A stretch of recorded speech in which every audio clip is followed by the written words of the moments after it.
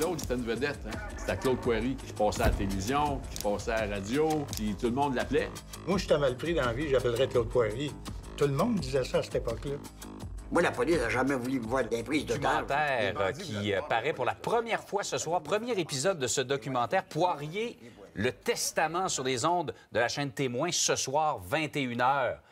Et qui d'autre que le principal intéressé, Claude Poirier, qui est avec nous. Claude, tellement un plaisir de te revoir. J'aurais pas manqué ça ce matin parce que je te le vois beaucoup. T'es fin. On a travaillé ensemble à quelques reprises. Inversement, je te Qui dois. a tué? Salut. C'est Simon. Bonjour, Claude. Plaisir.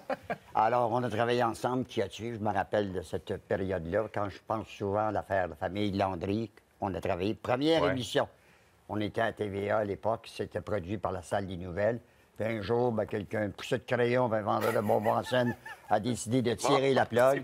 Et je trouvais ça très malheureux. Pour changer, on avait 800 000 900 000. Puis tu travaillais à 80 tu faisais des textes, tu faisais un paquet d'affaires. On finissait à 2 h du matin.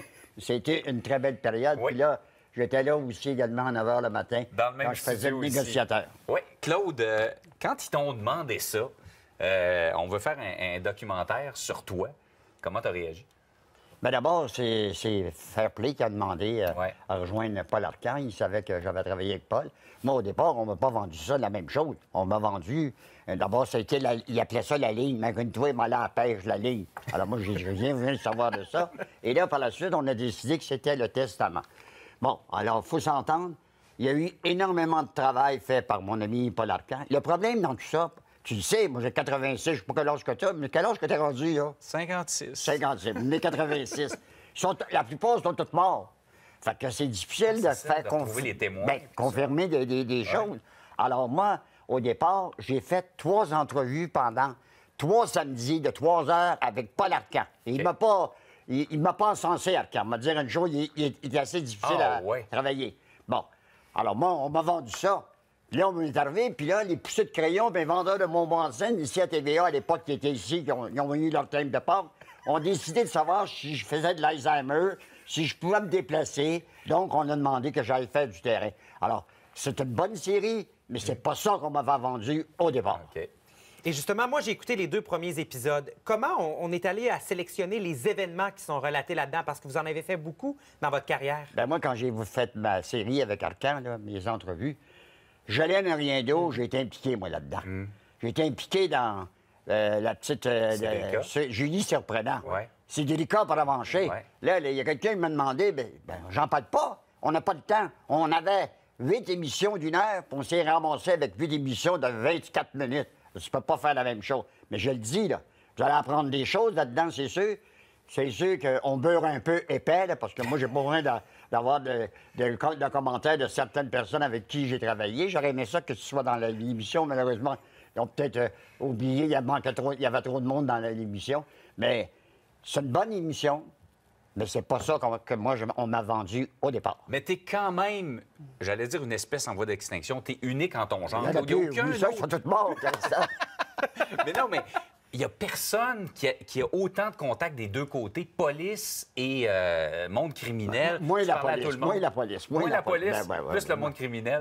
Ça t'a fait des ennemis, ça, ça a fait en sorte que tu as des ennemis. C'est sûr et certain. Moi, que j'ai été proche de Mame Boucher. Je n'ai jamais couché avec Mame Boucher. Je n'ai jamais sorti avec Mame Boucher. J'ai fait mon travail de journaliste. Moi, je me suis dit, à un moment donné, on va arrêter, là, parce que je m'en suis fait passer des vitres. Moi, dans Marion, je m'en suis fait passer des affaires assez spéciales. Dans Prise d'auteur et Saint-Jérôme, c'était la même chose.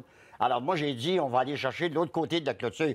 Malheureusement, je ne suis pas un journaliste qui mange dans la main de la police. Ça déplaît à bien du monde, mais c'est ça. Je suis pas un journaliste qui mange dans la main de la police. Pour avoir la version des faits, il faut aller chercher de l'autre côté. Puis je me suis rendu compte que la police te donne ce qu'elle veut te donner. Puis quand elle te donne de quoi, regarde ça, là, dernièrement. Là. Il y a des affaires qui sont sorties à une place, à une autre place. On fait de la pression pour que la couronne porte des accusations sur le fameux tueur à gages, supposément, qui a travaillé pour 3 ou 4 organisations criminelles. Frédéric Silva. Ouais, c'est ça.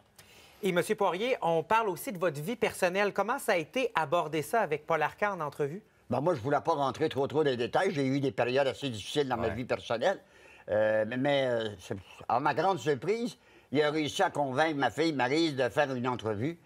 Maryse n'a jamais été sur les feux de l'action au niveau des choses. Alors, j'ai accepté. qu'on puisse faire des choses pour rentrer un peu là-dedans. Mais moi, c'était pas une question de commencer à aller parler de ma vie personnelle. Ça n'intéresse pas le monde. Si le monde, ce qui intéresse, c'est quand les mâchoires se font aller puis tu as des choses à dire. C'est vrai que, Claude, Oui. j'ai passé des heures, hein, Claude, on a passé des heures en tournage pour Qui a tué, une série de 20 émissions sur des meurtres non résolus.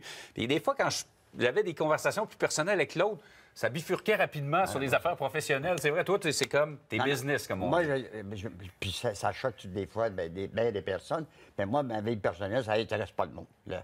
Ce qui intéresse, c'est ce qu'on a à faire. Puis je le vois encore aujourd'hui, à 86 ans. Ça a fait 64 ans, le 11 août dernier, que je commençais ce métier-là. Puis ils n'ont pas le choix. François, ils sont tous morts. Alors moi, quand ils me demandent pour des affaires, comme là, je travaille sur 2-3 dossiers, parce qu'il n'y a personne qui peut parler. On parle de certains avocats, là, Maurice Hébert, Raymond Daou, Léo-René Maranda. Mais moi, je les ai vus. Moi, je ne raconte pas des choses que j'ai lues. C'est des choses que j'ai vécues. Mais je peux vous dire une chose. Les gars, souvent, j'ai traité les gars de relations publiques pour toute valise. Ils font de l'excellent travail. Mais je me suis rendu compte, étant impliqué dans des affaires, quand les gars des relations publiques demandaient des informations à vos enquêteurs, qui mangent de la merde, les journalistes, qui gèlent, c'est ça. Alors, moi, c'est pour ça que j'ai dénoncé certaines affaires. Hey, Claude, tu es lié à plusieurs des grandes affaires, toutes les grandes affaires criminelles qui ont marqué le Québec dans les 64 dernières années. Comment tu trouves la couverture aujourd'hui qu'on fait du domaine des affaires judiciaires et policières? Comment ça a changé? Moi, j'ai été accrédité comme le roi des chaises écrasées. Il n'y en a plus. Ouais. Moi, je me rappelle, là, il y en a encore ici un peu à LCN, là, mais depuis que Guérin ne fait plus de beat, là, les grosses histoires, là, c'est Guérin qui les a sortis. À Radio-Canada, c'était Alexandre Dumas. Il n'y en a presque plus aujourd'hui de ça. Il n'y en a plus. On envoie quelqu'un de temps en temps au palais de justice. Alors, moi, je m'excuse. Je trouve ça dommage parce qu'un fait divers, derrière un fait divers, il y a toujours une raison pourquoi ça s'est passé. Il y a souvent un phénomène social. C'est ça, malheureusement. C'est l'expression de... Aujourd'hui, ça a beaucoup changé, puis c'est politique, politique, puis politique. Claude, c'est toujours un plaisir. Merci beaucoup de t'être déplacé. J'aurais pas manqué ça matin, c'était T'es tellement fin, Claude. Merci beaucoup, Claude. Merci. Et puis, 21h ce soir à Témoin. 21h ce soir. Ouais, une plateforme.